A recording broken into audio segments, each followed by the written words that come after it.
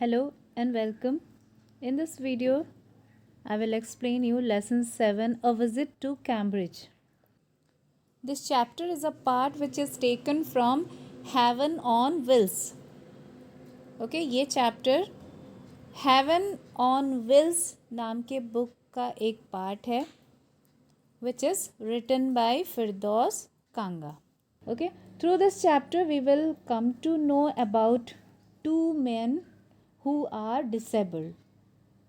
One is very famous person, that is Stephen Hawking, about whom everybody knows, and second one is Firdaus Kanga, who is writer as well as journalist. Okay, इस chapter में हम दो लोगों के बारे में पढ़ेंगे. एक तो स्टेफन हॉकिंग जो कि बहुत ही वेल नोन साइंटिस्ट है, उनके बारे में सभी लोग जानते हैं, और दूसरा हम पढ़ेंगे फिरदौस कांगा के बारे में जो कि राइटर हैं और साथ में जर्नलिस्ट भी हैं. First of all, let us see the name of the chapter, that is A Visit to Cambridge. Visit to Cambridge means what?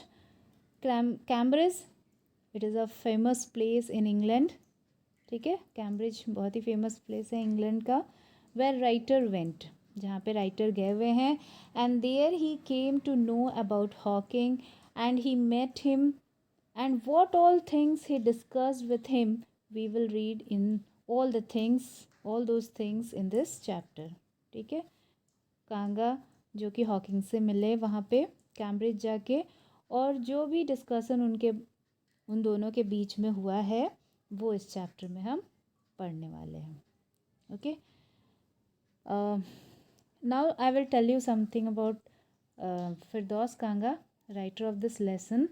Firdous Kanga, he was born in 1960 and he is an Indian writer who lives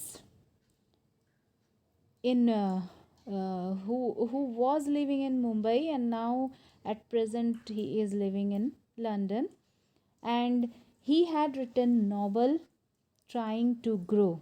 Okay, he had written novel which name is Trying to Grow, and he had written one travel book यानी कि journey के बारे में उस book में लिखा हुआ है. तो वो ट्रैवल बुक उन्होंने लिखा जिसका नाम है heaven on wheels, about the experience in UK where he met Stephen Hawking. ठीक है, उन्होंने एक ट्रैवल बुक लिखा हेवन ऑन व्हील्स, और उसमें उन्होंने सारी बातें लिखी है जब वो UK गए थे, यूनाइटेड किंगडम गए थे, और वहाँ पे हॉकिंग से, स्टेफन हॉकिंग से मिलते हैं. Let us see before you read. This is the story of meeting between two extraordinary people, both of them disabled or differently abled. बस ये इस स्टोरी में हम दो लोगों के बारे में पढ़ेंगे, दो ऐसे लोग जो कि बहुत ही एक्स्ट्रा ऑर्डिनरी लोग हैं. Extraordinary means they are very exceptional, they are very amazing, बहुत ही अद्भुत लोग हैं. उनके बारे में हम इस स्टोरी में पढ़ेंगे, और दोनों ही डिसेबल्ड है. डिसेबल्ड यानी कि अपाहिज हैं, और डिसेबल्ड के लिए हम आजकल एक दूसरा वर्ड यूज़ करते हैं, that is differently abled. Stephen Hawking is one of the greatest scientists of our time. He suffered from a form of paralysis that confines him to a wheelchair and allows him to speak only by punching button on a computer. तो जो Stephen Hawking है वो totally paralyse है, उनका कोई भी body part काम नहीं करता है, सिर्फ फिंगर्स काम करते हैं जिससे कि वो बटन को प्रेस करते हैं कंप्यूटर में, और वो कंप्यूटर उनके थॉट को सामने वाले को एक्सप्रेस करता है. Firdaus Kanga is a writer and journalist who lives and work in Mumbai. और दूसरा हम पढ़ेंगे फिरदौस कांगा के बारे में जो कि जर्नलिस्ट है, और जब उन्होंने ये लिखा हेवन्स ऑन व्हील तब वो मुंबई में रहते थे और वहीं पे काम करते थे. Kanga was born with brittle bones that tended to break easily when he was a child. तो कांगा की क्या प्रॉब्लम थी कि उनके जो बोन्स है वो बहुत ही नाजुक है, बहुत ही टेंडर है और वो फट से टूट जाता है। तो इसीलिए वो व्हीलचेयर में, हॉकिंग व्हीलचेयर में रहते हैं, वैसे ही कांगा भी व्हीलचेयर में रहते हैं क्योंकि उनके बोन्स बहुत ही ब्रिटल है और जो हॉकिंग है उनका बॉडी पूरा ही पैरालाइज्ड है। Like Hawking, Kanga moves around in a wheelchair. और जैसे हॉकिंग अपने व्हीलचेयर में एक जगह से दूसरी जगह जाते हैं, वैसे ही कांगा भी अपने व्हीलचेयर में एक जगह से दूसरी जगह जाते हैं। The two great man exchange thoughts on what it means to live life in a wheelchair and on how the so called normal people react to the disabled. तो ये दोनों लोग एक दूसरे से मिलते हैं और अपने विचार एक दूसरे को बताते हैं कि कैसे लोग जो लोग व्हील चेयर पे होते हैं उनकी लाइफ कैसी होती है और जो नॉर्मल पीपल, जो अदर पीपल है, उनके साथ कैसा व्यवहार करते हैं। Cambridge was my metaphor for England, and it was strange that when I left it had become altogether something else because I had met Stephen Hawking there. So here author says that for England, Cambridge is very important. Okay, author is saying that for England, Cambridge is very important. He says that Cambridge is equal to England.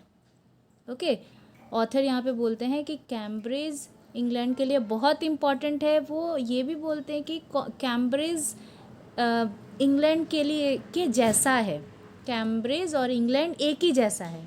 Okay, he says that when he left that place at that time, that place has become very very important for him. Why it has become very important? Because he met there Stephen Hawking.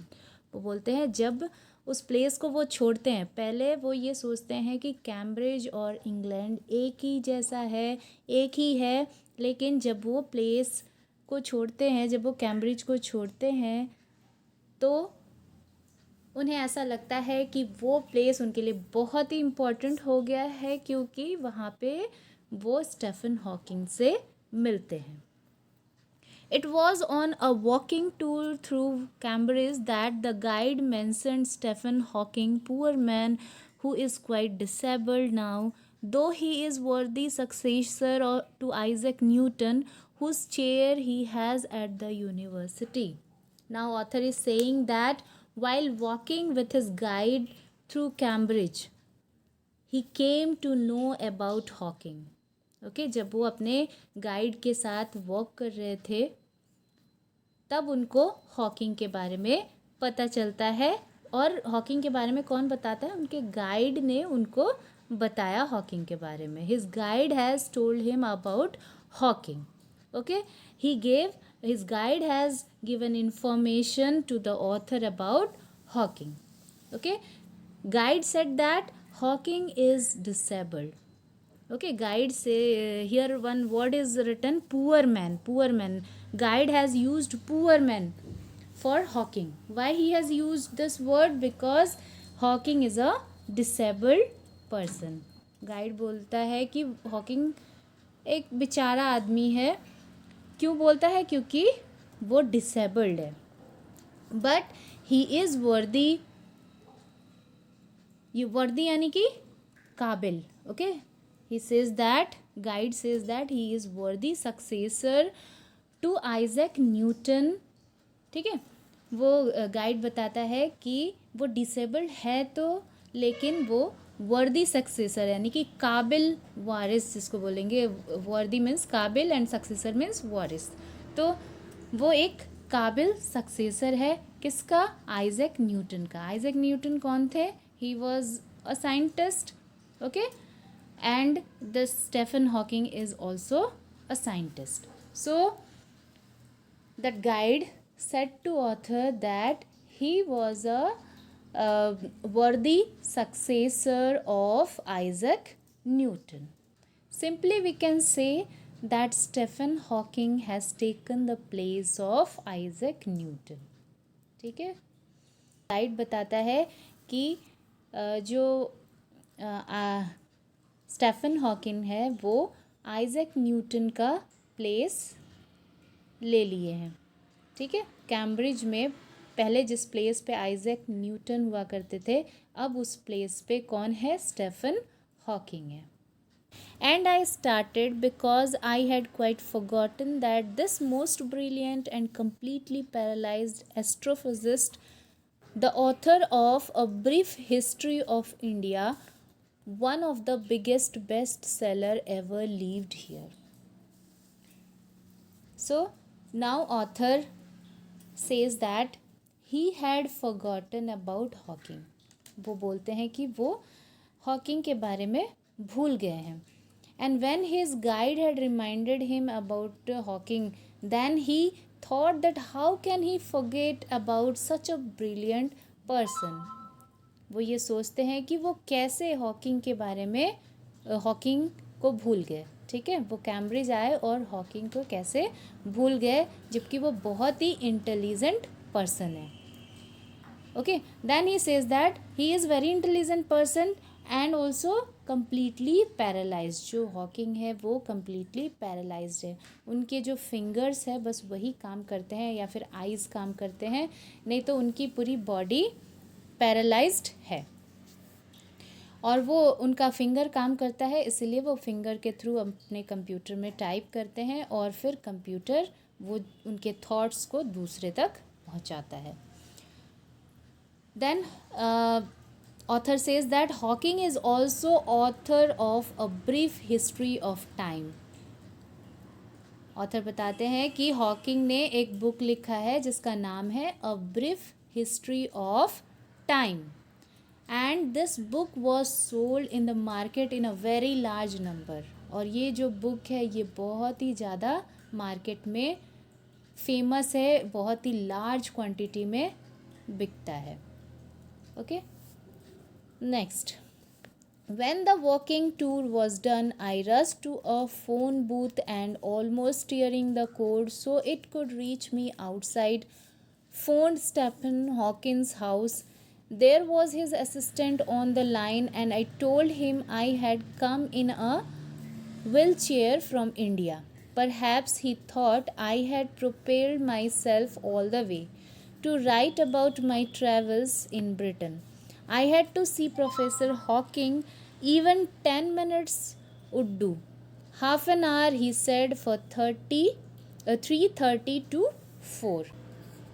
So once walking tour came to end, author quickly went to the nearest phone booth. जब उनका walking tour ख़त्म हो जाता है तो author जल्दी से कहाँ जाते हैं? फ़ोन बूथ पे जाते हैं। यहाँ पे जो आई बोला गया है, ये आई कौन है? ऑथर है। Okay, and stretch the code, and he started to stretch the code. Why he stretched the code? Because he was sitting on a wheelchair. ठीक है, वो जो फ़ोन का जो रिसीवर होता है उसको एकदम स्ट्रेच करते हैं और ऐसा लगता है कि वो थोड़ी देर में टूट जाएगा, इतना ज़्यादा स्ट्रेच हो जाता है। क्योंकि वो क्यों स्ट्रेच करते हैं? क्योंकि वो व्हीलचेयर में बैठे होते हैं और इसीलिए वो कोड को स्ट्रेच करते हैं ताकि वो कोड बाहर तक आ सके और वो फ़ोन पे बात कर सके स्टीफन हॉकिंग से। फिर उसके बाद वो वहाँ पे फ़ोन लगाते हैं, स्टीफन हॉकिंग के रेसिडेंस पे फ़ोन लगाते हैं and there Stephen Hawking's assistant pick the call. वहाँ पे कौन फ़ोन उठाता है? स्टीफन हॉकिंग के असिस्टेंट फ़ोन उठाते हैं। Okay, then author had introduced himself that he came from India on wheelchair. Author बताते हैं कि वो इंडिया से हैं और वो व्हील चेयर पे हैं। तो उनके असिस्टेंट को ऐसा लगता है कि कहीं ये जो ऑथर है वो पूरे व्हील चेयर पे ही तो नहीं, मतलब वहाँ तक पहुँच गए हैं। उनके असिस्टेंट को ऐसा लगता है। Then after that author says that he had came there to write about his traveling experience in Britain. वो वहाँ पे क्यों आए हैं? क्योंकि वो अपना ट्रैवलिंग एक्सपीरियंस लिखना चाहते हैं, तो इसलिए वो वहाँ पे आए हैं. Then author said him that he wanted to meet Hawking. और ऑथर बताते हैं कि वो हॉकिंग से मिलना चाहते हैं. हो सके तो 10 मिनट के लिए भी अगर हॉकिंग उनसे मिलने के लिए तैयार होते हैं तो भी चलेगा. लेकिन जो असिस्टेंट होता है वो उनको 30 मिनट्स का टाइम देता है कि वो 30 मिनट्स तक हॉकिंग से मिल सकते हैं.